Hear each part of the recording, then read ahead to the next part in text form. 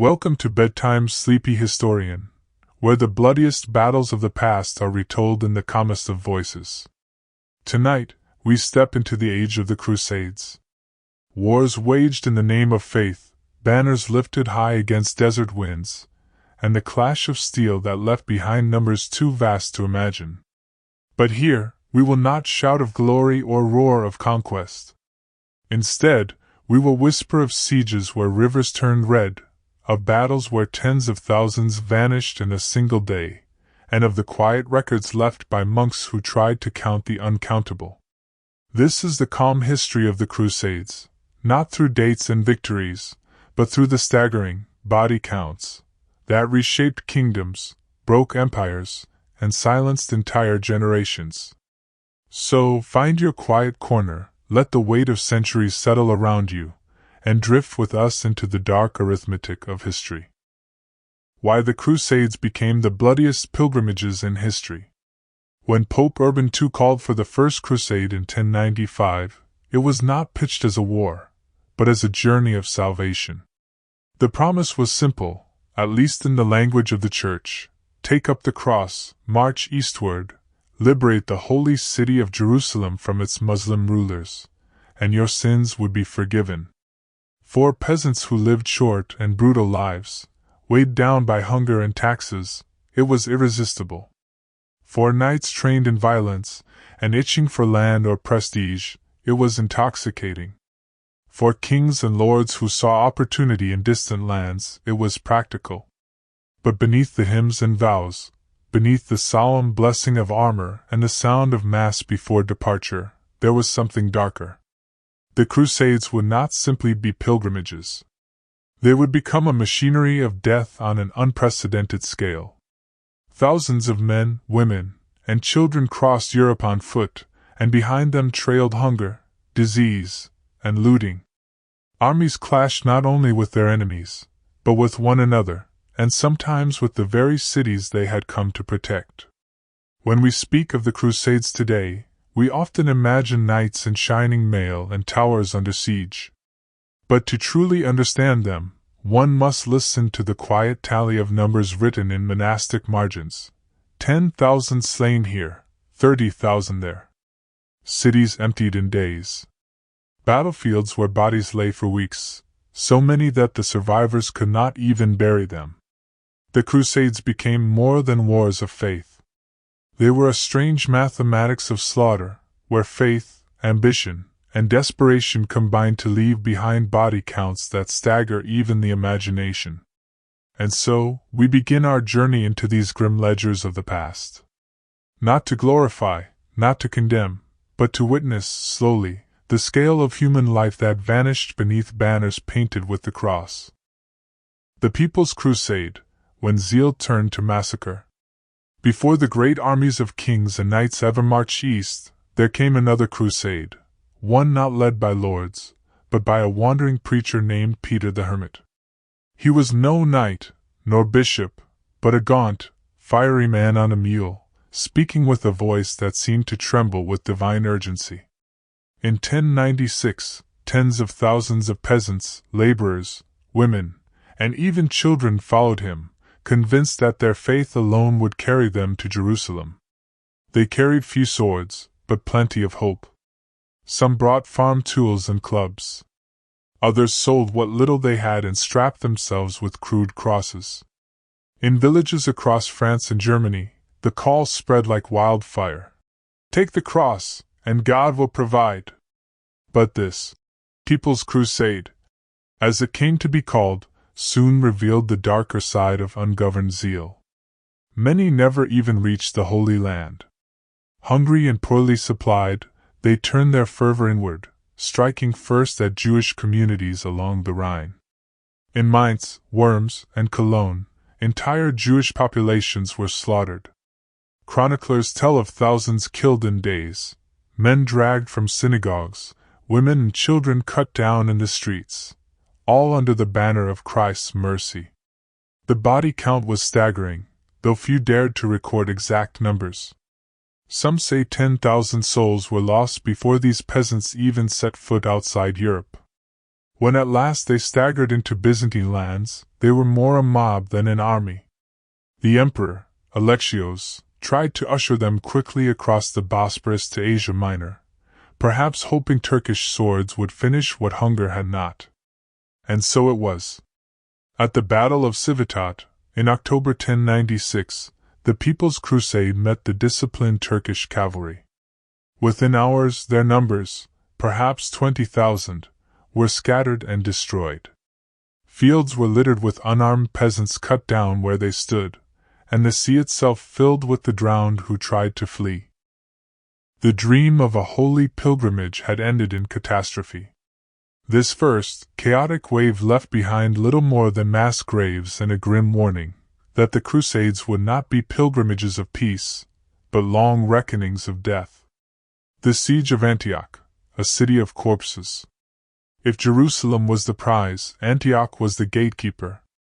Situated on the Orontes River, its walls towered with more than 400 watchtowers, each one a fortress of stone. To pass through, the Crusaders would have to bleed. And bleed they did. From October 1097 to June 1098, tens of thousands of Crusaders surrounded Antioch. Supplies dwindled fast. Bread was scarce. Horseflesh became dinner. Chroniclers tell us men boiled leather, gnawed weeds, and in desperation, some whispered of darker hungers. Of the 100,000 who had set out from Europe, only a fraction remained camped beneath Antioch's walls, and every day, disease and starvation added to the body count. Inside the city, the defenders fared little better. The Seljuk garrison, commanded by Yagi Sayan, was swollen with civilians, merchants, and families. For months they endured hunger and constant skirmishes. One chronicler described Antioch as a cauldron of suffering, where each dawn brought the silence of new corpses in the streets. When, at last, treachery cracked the city open, it was not triumph that entered but carnage.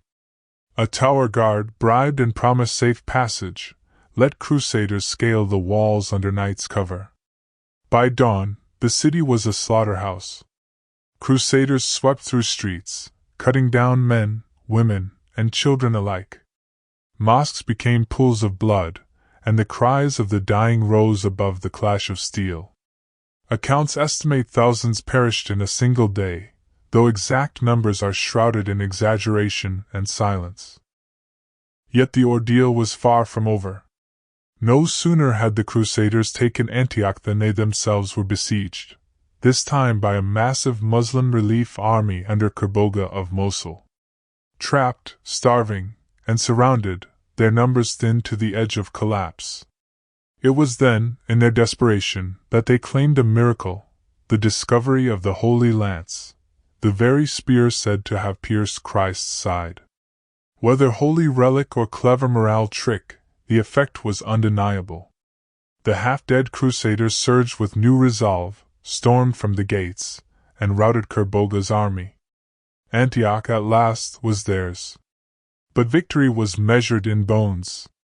By the end of the siege, some chroniclers estimated as many as 100,000 lives lost, Crusaders, defenders, civilians, all swallowed by famine, steel, and faith's fire. Antioch was secured, but at a price so vast that even survivors called it the city of corpses. The massacre of Jerusalem, a river of blood in a holy city. In July 1099, after 3 years of marching, starving, and slaughtering across half the known world, the Crusaders reached the gates of Jerusalem. Their numbers had been whittled down from perhaps 100,000 to barely 12,000 hardened survivors. Yet for them, this was the end of a holy pilgrimage, the city of cities, the prize they had sworn to wrest from Muslim control. The defenders of Jerusalem, commanded by Iftikhar al-Dawla, prepared for the onslaught. They burned villages, poisoned wells, and reinforced the ancient walls. But when the Crusaders finally broke through on July 15th, what followed would stain the memory of the Crusades forever. Chroniclers described the massacre in vivid, almost boastful detail.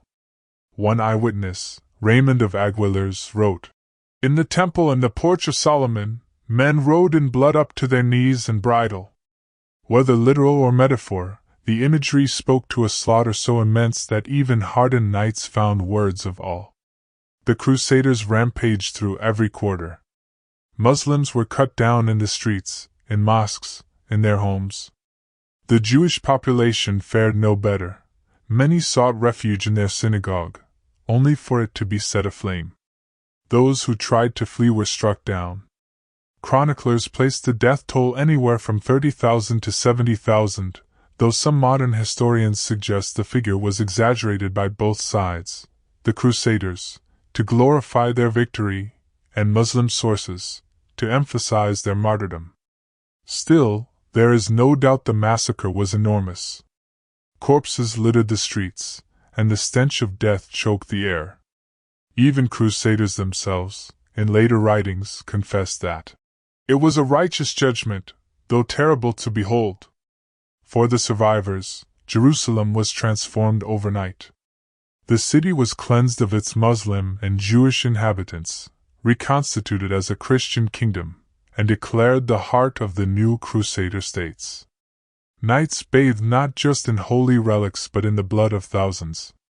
The capture of Jerusalem was the apotheosis of the First Crusade, a victory drenched in sanctity and savagery alike. It proved, more than any sermon or scripture, how belief and brutality could march hand in hand. And yet, Jerusalem was not the end. It was only the beginning of a cycle of wars that would stretch for centuries, each one adding to the grim tally of the crusading body count. The fall of Edessa, the first domino of disaster. If Jerusalem was the dazzling prize of the First Crusade, then Edessa was its fragile cornerstone. Nestled on the northern frontier of the Crusader states, this city stood as a buffer between the Christian enclaves and the resurgent Muslim powers of Mesopotamia. But its position was precarious, thinly defended, politically fractured, and reliant on uneasy alliances. By the 1140s, that house of cards began to collapse. The rising Muslim leader Zengi, Atabeg of Mosul and Aleppo, was a man feared for his ruthlessness as much as for his ambition. To him, Edessa was not just a target, it was a symbol. If he could break the First Crusader state, the myth of Latin invincibility would crumble with it. In December 1144, Zengi laid siege to Edessa. The defenders, perhaps 4,000 strong, faced an army many times their size. The Latin rulers were absent, and leadership fell to Bishop Hugh, who tried desperately to rally the townsfolk. But walls can only hold so long when morale cracks. When the Muslims stormed the city, the bloodletting was brutal. Chroniclers describe civilians slaughtered in the streets, churches desecrated, and prisoners dragged off in chains. Tens of thousands may have been killed or enslaved, with some estimates placing the Christian losses at 15,000 to 20,000 lives in those few horrific days. For the Latin West, the shock was seismic. Edessa was the first of the Crusader states to fall, and it shattered the illusion that the Holy Land was secure. Preachers in Europe seized upon the catastrophe, declaring it proof that God demanded another crusade. From pulpits and courts alike, the cry went up, "Deus vult, God wills it," once again. Thus, the fall of Edessa did not merely claim bodies. It ignited the fire of the Second Crusade, a campaign that would stretch across continents, draw in kings and emperors, and leave in its wake new mountains of corpses. The Crusades were no longer a bold experiment.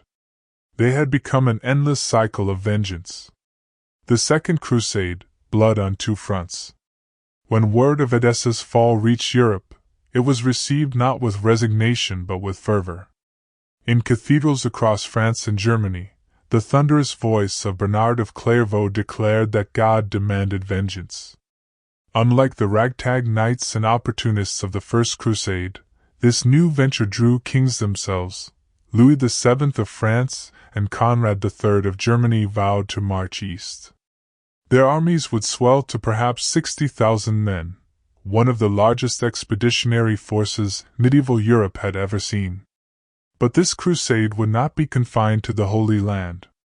It expanded into a two-front war. In Iberia, Christian kingdoms saw their chance to push Muslim power back in Spain.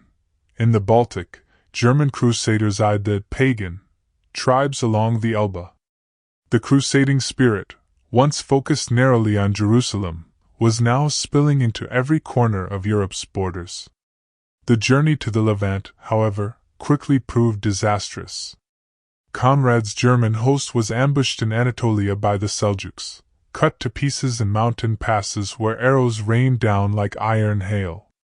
Perhaps half his army, 20,000 or more, vanished into the dust of Asia Minor. The survivors limped on, broken and starving. Louis VII fared little better. His French army, bogged down by poor planning, disease, and relentless harassment, was shredded in the same hostile terrain. By the time the kings reached the walls of Damascus in 1148, the grand vision of a mighty Christian host had shrunk to a battered remnant. And there, in one of the great ironies of medieval war, disaster piled upon disaster. The siege of Damascus, meant to be a decisive strike, turned into a humiliating rout. Instead of capturing the city, the Crusaders alienated potential Muslim allies, squabbled among themselves, and withdrew in disgrace after only a few days. The casualties were staggering: tens of thousands dead in the wilderness, more in futile battles, and countless others lost to thirst, hunger, or disease. The Crusaders returned home not as heroes, but as broken men, their kings ashamed, their cause diminished. Yet the body counts of the Second Crusade did not end with these eastern failures. In Spain and Portugal, Crusaders redirected their fury against Muslim strongholds, capturing Lisbon in 1147 and slaughtering thousands of its inhabitants. Victory in the west, carnage in the east, the ledger of lives lost continued to grow. The Second Crusade proved one thing: this holy war was no passing phase. It was evolving into a machine of perpetual violence, grinding soldiers and civilians alike into dust, with every defeat spawning another, bloodier chapter. The rise of Saladin and the massacres of Hattin. If the Second Crusade had ended in shame for Christendom, the decades that followed saw the steady rise of a man who would come to dominate both the battlefield and the memory of the age. Al-ad-Din Yusuf ibn Ayyub, known in the West as Saladin.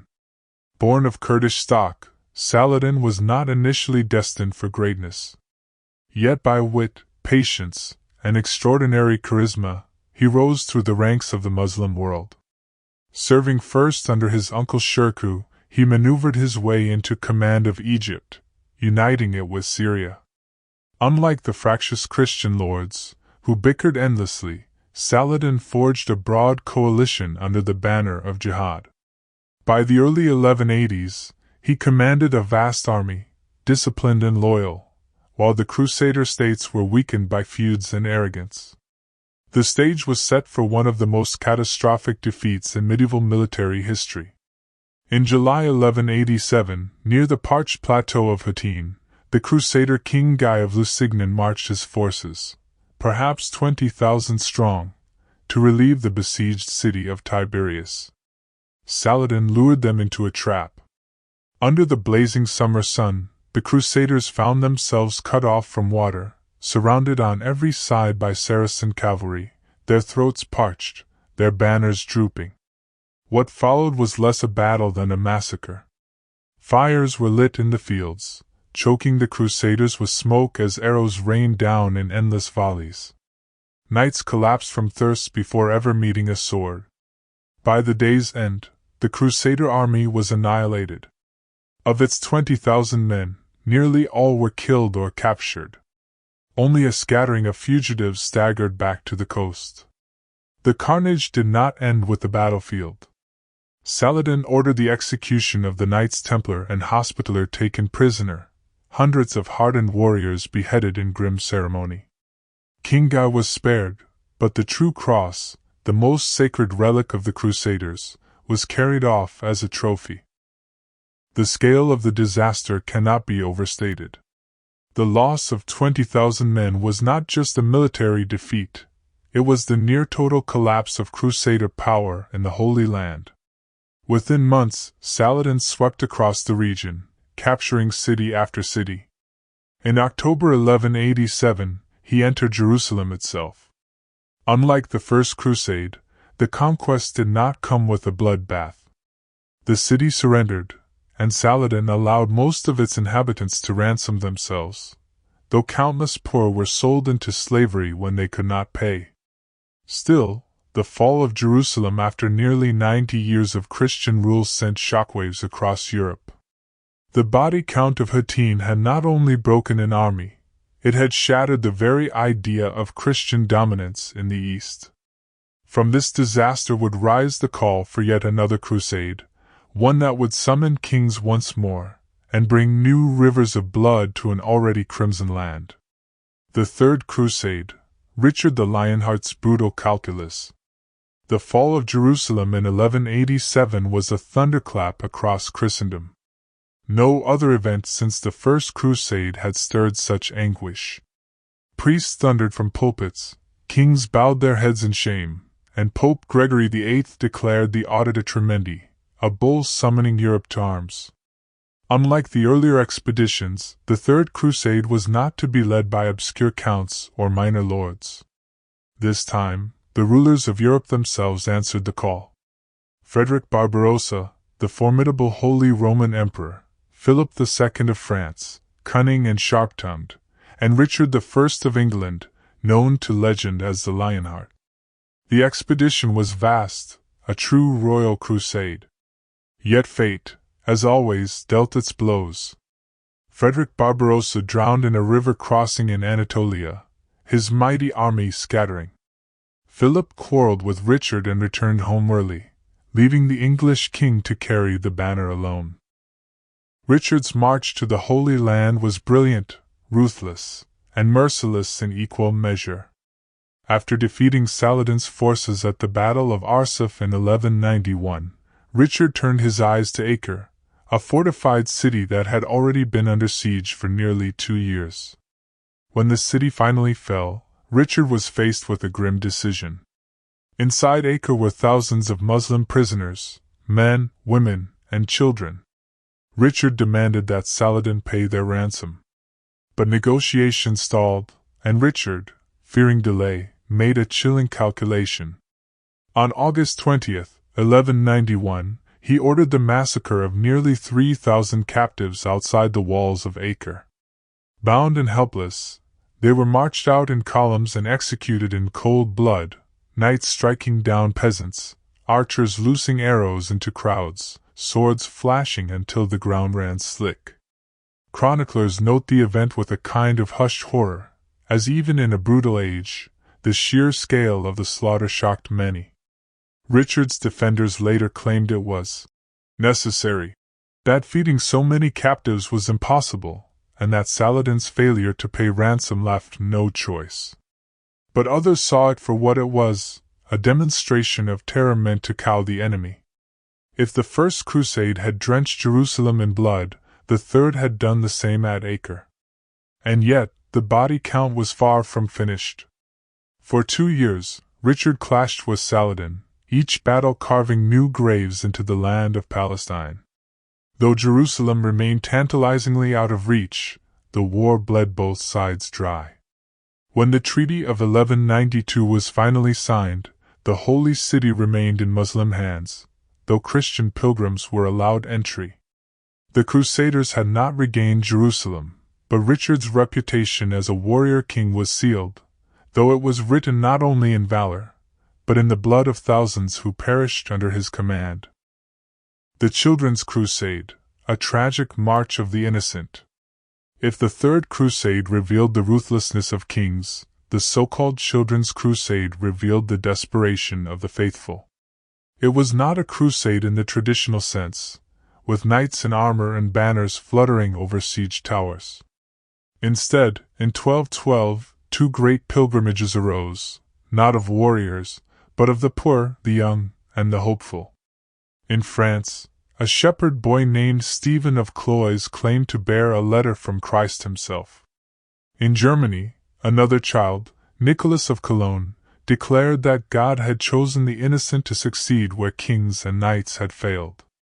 Thousands flocked to their banners, not only children, but peasants, beggars, widows, and wanderers.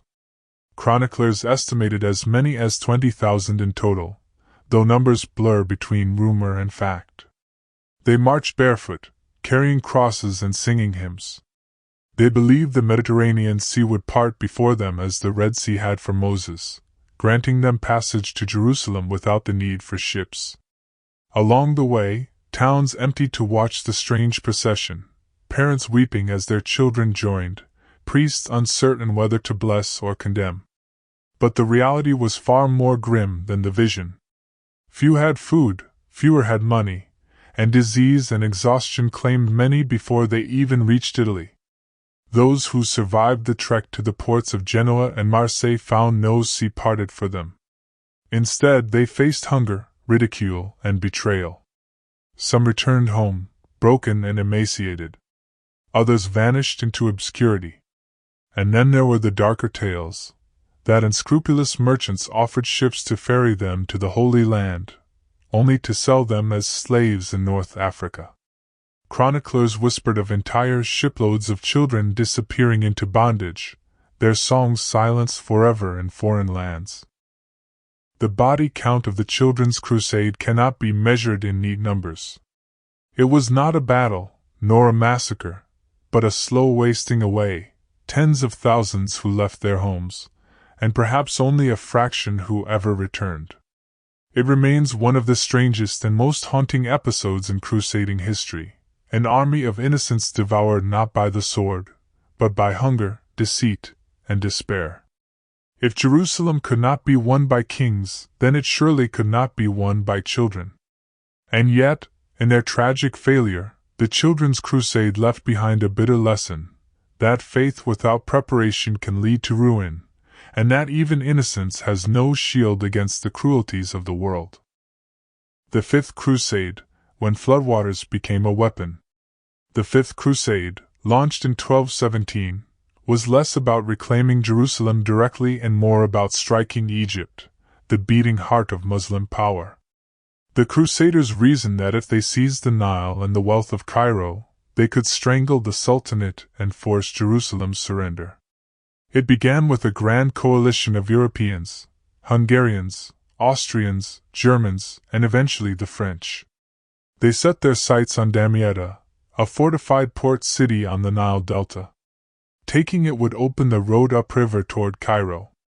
For nearly 2 years they battered the city, enduring heat, disease, and relentless counterattacks. By 1219, Damietta fell, and the Crusaders' spirits soared. The way to Cairo, it seemed, lay open. But hubris makes poor strategy. Instead of consolidating their prize, they pressed deeper along the Nile during the summer flood season. The Sultan's forces, led by Al-Kamil, knew the terrain better than any foreign knight. With a stroke of cunning, they cut the dikes and opened the sluice gates. Suddenly, the Crusaders found themselves not on solid ground but trapped in a rising swamp. Horses floundered, wagons sank, and whole companies of men drowned where the floodwaters rushed. Chroniclers described knights weighted with armor slipping beneath the surface, their banners disappearing into the muck. An army of tens of thousands found itself at the mercy of both nature and enemy. By August 1221, Al-Kamil struck decisively. Surrounded, starving, and half-drowned, the Crusaders surrendered.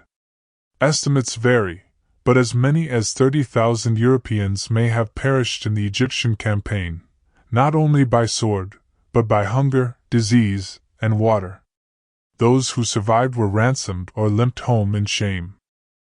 It was a disaster made not by brilliant tactics on the battlefield but by the careful patience of the Sultan, who let nature itself crush his foes. The Nile, indifferent and unstoppable, had drowned the crusading dream. In Damietta's aftermath, Europe was left shaken. How could so many perish, not in glorious combat, but in a muddy floodplain. Yet it was a lesson they would fail to heed, for the crusading flame was far from extinguished. The Sixth Crusade, when words, not swords, took Jerusalem. The Sixth Crusade, beginning in 1228, was unlike any that came before it. For once, it wasn't rivers of blood or burning cities that defined the campaign, but something almost unthinkable in the brutal cadence of the crusading centuries: diplomacy. Its unlikely architect was Frederick II, the Holy Roman Emperor. A brilliant but excommunicated ruler, Frederick was as much a philosopher as a warrior. While Europe's popes and kings clamored for holy war, Frederick believed he could achieve what others had squandered countless lives pursuing. He sailed east not with a massive army, but with a slender force and sharper tongue. In the Holy Land, Frederick encountered Sultan Al-Kamil, the very same ruler who had humbled the Crusaders during the Fifth Crusade. But unlike his predecessors, Frederick didn't arrive demanding war. Instead, he offered negotiations. The Sultan, faced with threats on his other borders and no desire for another drawn-out campaign, listened. And then, in 1229, the extraordinary happened. Without a single battle, without blood flooding the streets, Jerusalem was handed back to the Christians through treaty. The city was to remain open, a shared place of worship. Muslims kept control of the Temple Mount and its mosques, while Christians reclaimed the Holy Sepulchre. For a time, the city breathed in uneasy peace. But peace has a strange fragility in these chronicles. Many crusaders felt cheated of their glory, grumbling that Frederick's diplomacy was cowardice.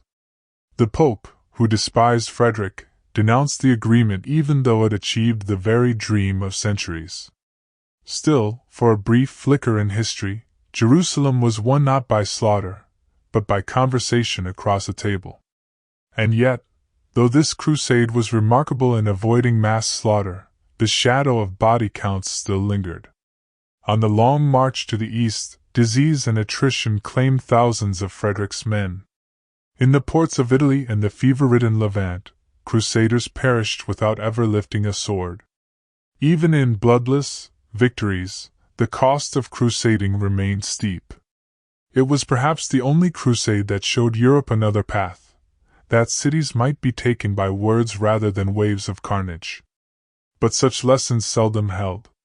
Soon enough, the banners would rise again, and blood would resume its familiar course. The Seventh Crusade, St. Louis and the disaster at Mansoura.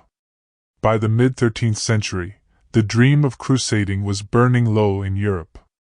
But one king still clung to it with a near-religious fervor, Louis IX of France, later remembered as St. Louis. For him, crusade was not politics, nor merely duty. It was a holy vow, stitched deep into his sense of kingship.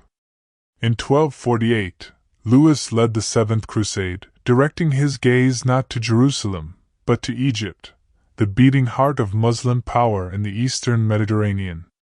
Egypt, he believed, was the key to everything. Cut it off, and the rest of the Muslim world might fracture like clay in the sun. The French army, glittering with knights and heavy cavalry, landed in Damietta, Egypt.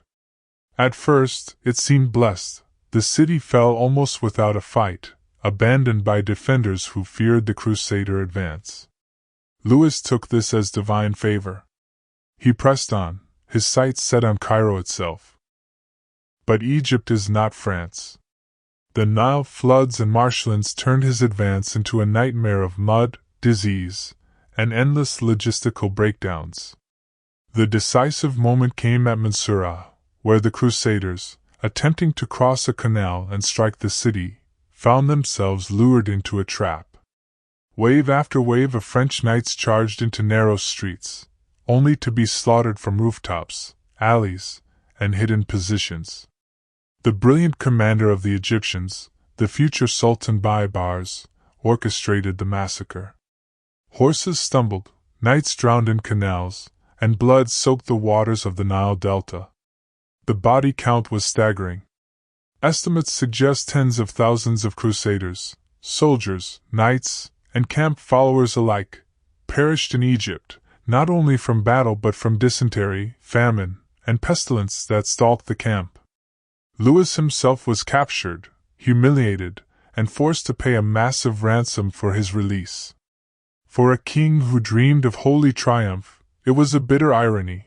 The man who would later be canonized as a saint was remembered in the East as the king who brought his army to ruin in Egyptian swamps. The Seventh Crusade was more than a defeat. It was a catastrophe that emptied France of treasure, lives, and hope. And it showed, yet again, how crusading dreams could sink beneath the Nile as easily as they vanished in the dust of the Levant. The Eighth Crusade, the last march of St. Louis. Some men, once burned, never returned to the fire. But Louis IX of France was no ordinary man. Defeated, ransomed, and nearly broken by the disaster at Mansoura, he returned to Europe shamed but not shaken. Where others saw folly, Louis saw unfinished duty. Where others saw God's silence, Louis heard only the demand for renewed sacrifice. So, in 1270, when the embers of crusading had all but dimmed, the aging king rallied one last expedition, the Eighth Crusade. His advisors pleaded against it. The treasury was still wounded from the previous failure, and Europe itself was restless. But Louis would not yield. This time, his target was not Jerusalem, nor Egypt, but Tunis, in North Africa. He believed striking there might establish a Christian stronghold to choke Muslim trade routes before turning eastward again. The fleet sailed south, and Louis, now frail, yet carried by unshakable faith, led his men under the burning North African sun. At first, there was little resistance. Tunis's defenders were cautious, avoiding open battle. But the land itself became the deadliest enemy. The Crusaders were not prepared for the heat. Wells were fouled, food was scarce, and diseases spread like wildfire. Dysentery swept the camp, leaving men doubled over in agony. One by one, soldiers collapsed under the merciless sun, their bodies swelling, blistering, and finally still. The body count climbed into the thousands before a single true battle had even been fought. For the second time, Louis's holy mission drowned not in swords but in sickness. And this time, the king himself was not spared. On August 25, 1270, Louis IX succumbed to disease in the camp at Tunis. Chroniclers describe him lying upon a bed of ashes, whispering prayers to the end. He died not in triumph, nor even in battle, but in the despair of a failed crusade, far from the Jerusalem he longed to see. The Eighth Crusade collapsed immediately after. The surviving French nobles, disheartened and leaderless, negotiated a truce and returned home. Another wave of corpses, crusaders, knights, peasants, priests, lay buried in African sands. Louis would be canonized just 27 years later as Saint Louis, remembered in France as a model king and man of faith. But in the tale of the Crusades, his legacy is a tragic one: 2 great expeditions, 2 colossal disasters, and countless lives lost to plague, heat, and hunger, not the sword. The siege of Acre, the last Crusader stronghold, falls. If Jerusalem was the dream, Acre was the anchor. This port city on the Levantine coast had long been the heart of Crusader power. Its walls rose high above the Mediterranean, bristling with towers, and within them bustled merchants, knights, and pilgrims. Even as other strongholds fell one by one, Acre endured, until the final reckoning in 1291. The Mamluks, rulers of Egypt and Syria, had grown tired of the Christian presence. For decades they had hammered at Crusader outposts, and now they turned their full might upon Acre. Sultan al-Ashraf Khalil gathered a massive host, estimates ranging from 60,000 to over 100,000 men, including siege engineers, cavalry, and infantry eager to finish what Saladin had begun. Inside Acre, perhaps 20,000 to 30,000 defenders waited. They were not only knights of the Templars, Hospitallers, and Teutonic Order, but also ordinary citizens, women, children, priests, and merchants, all trapped within the city's walls. The siege began in April 1291. Engines hurled stones day and night, towers creaked forward, and the ground shook with the pounding of battering rams. Chroniclers described the air filled with dust, fire, and screams. The defenders fought desperately, hurling Greek fire, arrows, and boiling oil, but the Mamluks pressed ever closer. In May, the walls began to crumble. Breaches opened, and wave after wave of attackers stormed inside. The narrow streets turned into rivers of blood. Knights fought on horseback in alleys barely wide enough for two men, their swords flashing before they were swallowed in the crush. But sheer numbers overwhelmed courage. Families fled to the harbor, hoping for ships. Some escaped, but many drowned in the chaos. The Mamluks gave little mercy. Slaughter filled the markets and churches alike. The body count is impossible to know with certainty, but tens of thousands were likely killed in a single day, knights cut down, townsfolk butchered, and captives taken for slavery. The Knights Templar made their last stand in their fortress by the sea, holding out for days after the rest of the city had fallen. When the towers finally gave way, they collapsed in fire and stone, burying both the knights and their enemies beneath the rubble. With Acre's fall, the Crusader kingdoms in the Holy Land were extinguished. What had begun nearly 2 centuries earlier in a tide of zeal and blood ended in smoke and silence. The survivors fled by sea, carrying with them the bitter truth: the Crusader dream of Jerusalem was dead. The Mediterranean waves washed the harbor clean, but the sands of Acre were thick with bones, the final body count of a crusade world that had consumed millions of lives over its long, tragic course. Counting the dead, the human cost of the Crusades. Historians have long wrestled with the numbers. Chroniclers of the age wrote in awe and horror, inflating or undercutting figures depending on who they wished to glorify. But one fact is certain: the Crusades were among the bloodiest movements in medieval history, leaving a human toll measured not in battles, but in generations. The First Crusade alone, between 1096 and 1099, likely saw 300,000 to 400,000 deaths. Some were soldiers who fell in battle, others were civilians massacred in towns like Jerusalem, Antioch, and Ma'arat al-Numan. Famine, disease, and exposure claimed perhaps just as many. The Second and Third Crusades added their own grim counts. In the disastrous march across Anatolia, armies melted away by the tens of thousands before swords were ever drawn. At Hattin, 20,000 Christian troops were slain or captured in a single day. At Acre, again, tens of thousands perished within weeks. And yet, the killing was not confined to battlefields.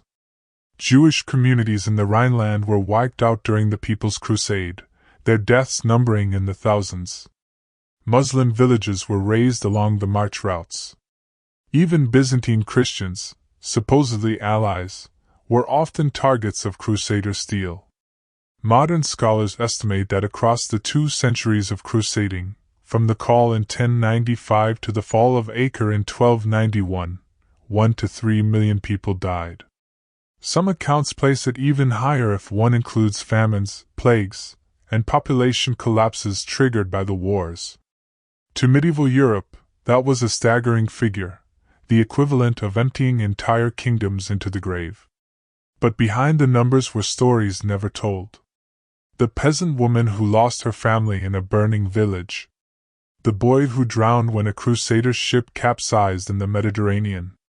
The knight who left his fields untended and never returned, his descendants fading into poverty. The Muslim shepherd cut down not by soldiers, but by hunger after his land was scorched. The body counts of the Crusades were not just about soldiers. They were about a reshaping of the medieval world, one in which entire peoples were uprooted, enslaved, or erased. A movement that began with cries of Deus Vult ended with silence, graves, and ash. And still, even after Acre's fall, the dream did not fully die. Later crusading efforts would be launched in Spain, in Eastern Europe, and against heretics at home, wars that carried the same spirit, and often, the same rivers of blood. The Crusades had reshaped the medieval world, not just through victories and defeats, but through the sheer magnitude of loss. Aftermath: a world forever changed. When the last Crusader strongholds fell in 1291, it did not bring peace. Instead, it left behind a fractured landscape, its soil watered by blood and its cities scarred by decades of sieges. The sheer magnitude of the losses had reshaped the medieval world in ways few living could fully comprehend. In Europe, entire noble houses had vanished. Sons marched east and never returned, leaving daughters to inherit estates or lands swallowed by rivals. Families shrank, villages were deserted, and whole regions bore the marks of depopulation. The crusading movement had not only claimed lives, it had drained the economic lifeblood of kingdoms, mortgaging futures for the sake of Jerusalem. The Mediterranean, once a channel of commerce, became a graveyard of ships and sailors. Merchants counted their profits, yes, but they also counted their dead. Cities like Venice and Genoa grew rich by supplying the wars, even as they quietly measured the loss of countless crews swallowed by storms or enemy fleets.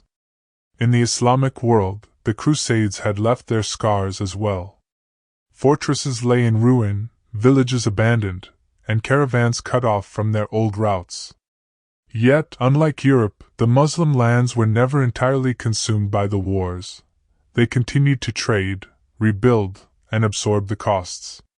Still, the collective memory of massacre and betrayal would linger for centuries, shaping political and religious thought long after the last Crusader banner fell.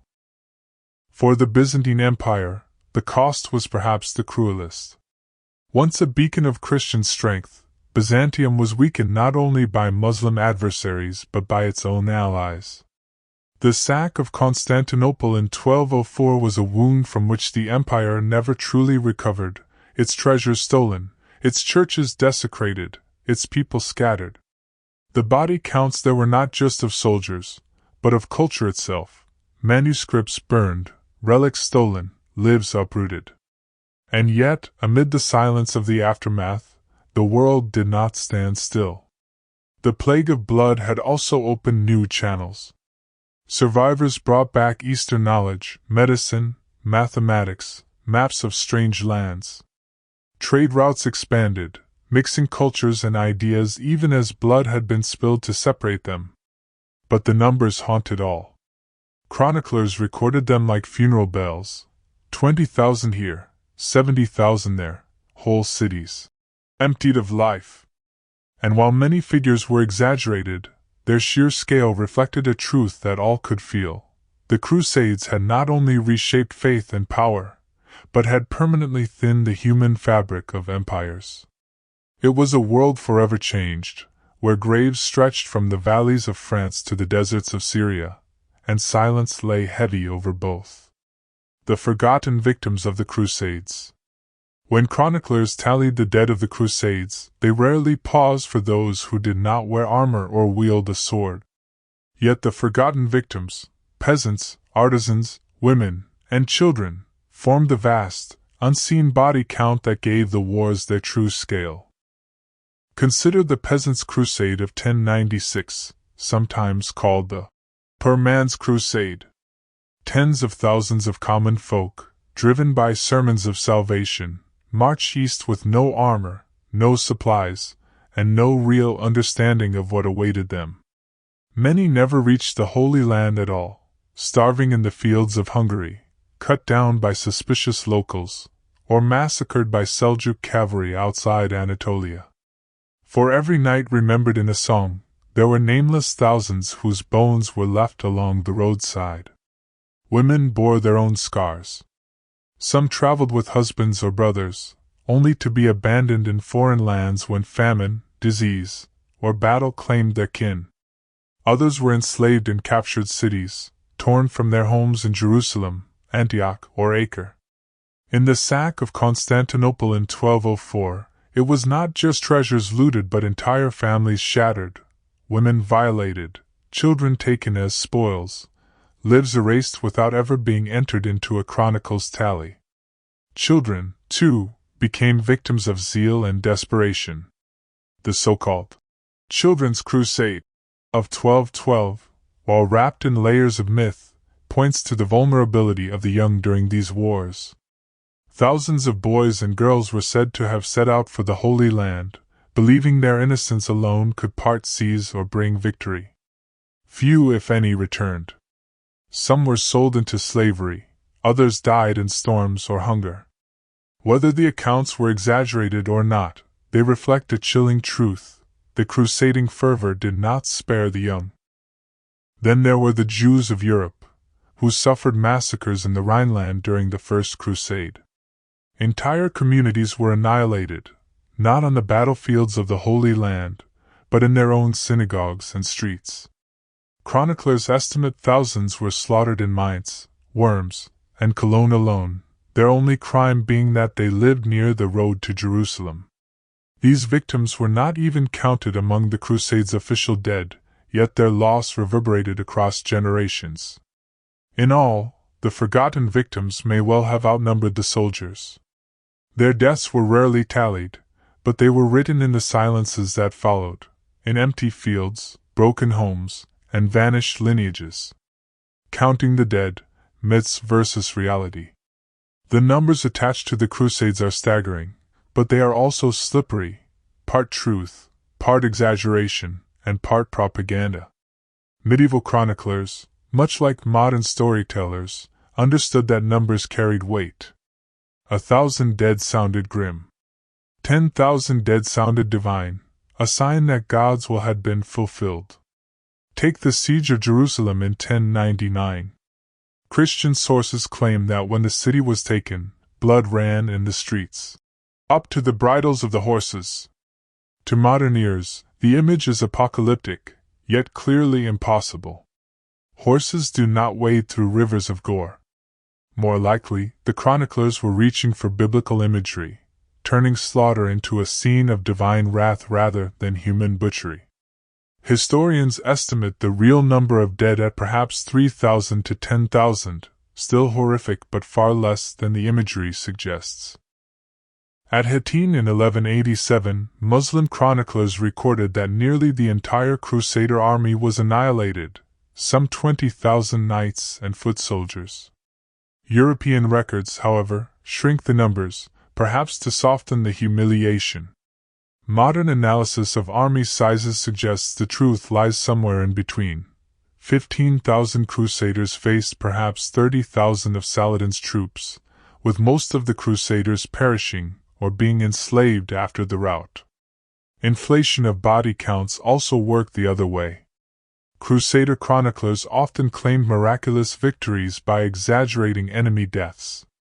At Dorylaeum in 1097, one source claimed 30,000 Turks were slain, yet the Seljuk army continued to field strong forces afterward, suggesting the figure was wildly inflated. It was less about accuracy and more about proving God's favor. The reality is sobering. When historians comb through sources, compare records, and study archaeological remains, the numbers settle into patterns. Tens of thousands may have perished in a single battle, hundreds of thousands across a campaign, and millions over the full sweep of the Crusades. But the exact tallies are unknowable, blurred by time, bias, and the politics of memory. What remains clear is this: whether the chroniclers' rivers of blood or the sober ledgers of modern historians, the human cost of the Crusades was immense. Entire regions were depopulated, villages left empty, and generations scarred. Numbers mattered then, as they do now, not because they were precise, but because they revealed the scale of suffering. Legacy of the bloodshed. The Crusades did not simply end when swords were sheathed and banners furled. Their body counts echoed for centuries, shaping memory, politics, and faith across continents. In Europe, the tales of victories and losses became part of noble lineages, families proudly claiming ancestors who had spilled blood for Christ. Songs were sung, tapestries woven, and cathedrals dedicated, each brushing over the piles of bones with strokes of sanctity. In the Islamic world, the memory of the massacres lingered just as vividly, though often from the opposite perspective. Cities like Acre and Jerusalem became symbols not only of conquest and reconquest but of survival. Saladin's chivalry was remembered alongside the horrors of slaughter, and his image endured as a model of just rulership, contrasting with the bloodier reputations of his opponents. Economically, the devastation reshaped trade routes and urban centers. Some cities thrived by catering to armies in transit, while others never recovered from being sacked or burned. Agricultural lands depopulated by raids sometimes lay fallow for decades. And where crusading states collapsed, as in Edessa or Antioch, the scars ran deep. Entire Christian communities that had once flourished were displaced, absorbed, or extinguished. But perhaps the most haunting legacy of all was psychological. Chroniclers, both Christian and Muslim, wrote not only about victories but about unimaginable suffering, famine in besieged cities, corpses piled outside gates, plagues breaking out in crusader camps. For peasants and villagers who endured these wars firsthand, the Crusades were not tales of holy glory, but seasons of fear. Even centuries later, the numbers were invoked again and again. European kings used the memory of glorious Crusader deaths to stir their subjects into supporting new wars. Ottoman sultans pointed to the massacres as proof of European aggression, legitimizing their own campaigns. Body counts became weapons of rhetoric, no less powerful than swords or arrows. The bones themselves tell part of the story. Archaeologists have uncovered mass graves, skeletons of men, women, and children alike, many with sword wounds cleaving skulls or arrowheads still lodged in rib cages. These are the silent witnesses, beyond exaggeration, beyond chroniclers' embellishment. Their presence confirms that while numbers may blur, the bloodshed was real and vast. And so the legacy of the Crusades' body counts was not just in their immediate devastation, but in how they were remembered, retold, and wielded across generations. The wars ended, but the numbers lived on, as history, as warning, and as myth. Reflection, beyond the numbers. When we speak of the Crusades in terms of body counts, tens of thousands here, hundreds of thousands there, it is tempting to let the scale blur the humanity. 100,000 dead in Antioch sounds like an entry in a ledger, a number chalked onto a wall. But behind each digit lay a life. A soldier who carried his mother's blessing into battle, a merchant who never returned to his market stall, a child swept up in a siege she could not comprehend. The numbers themselves are elusive. Chroniclers exaggerated, minimized, or invented figures to suit their causes. For one writer, inflated death tolls proved the righteousness of his side's victory. For another, vast slaughters justified a lament about the cruelty of the enemy. Truth wavered in the balance, but suffering was always real. Whether it was 30,000 or 300,000, the result was the same: cities emptied, lands scarred, families broken. And yet, the Crusades also remind us of something deeper about the medieval world. These wars were not only about blood. They were about faith, ambition, survival, and identity. For knights, they were a chance at redemption and wealth. For peasants, sometimes a desperate gamble for food or safety. For rulers, they were strategies etched on a map, where body counts were not tragedies but statistics in the game of empire. Looking back across the centuries, what is most haunting is not the sheer size of the body counts, but the way they became normal. Chroniclers listed the slain like weather reports, as though the deaths of thousands were as natural as a season's harvest. That normalization of slaughter, of reducing lives to numbers, is perhaps the cruelest legacy of all. And so the craziest body counts of the Crusades are more than shocking statistics. They are echoes of choices, of justifications, of human beings caught between holy words and sharp steel. In the end, the Crusades were not simply wars of faith, nor of politics, nor of ambition. They were wars of people, ordinary and extraordinary, whose lives, however fleeting, mattered beyond the sums tallied by historians. As the dust of the medieval world settled, empires rose and fell, but the dead remained uncounted, unremembered, save for the silent testimony of bones in the earth. Numbers may give us scale. Stories give us meaning. And in remembering both, we see the Crusades not just as chronicles of conquest, but as human tragedies on a scale almost beyond comprehension.